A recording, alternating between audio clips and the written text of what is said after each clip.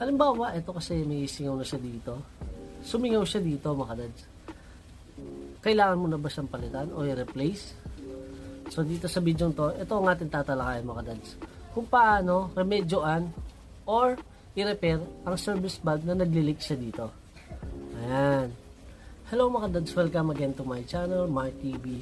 At ito na nga po, na-miss ko kayo. So medyo matagal-tagal tayong walang nagawang video kasi nagkaroon ng aksidente.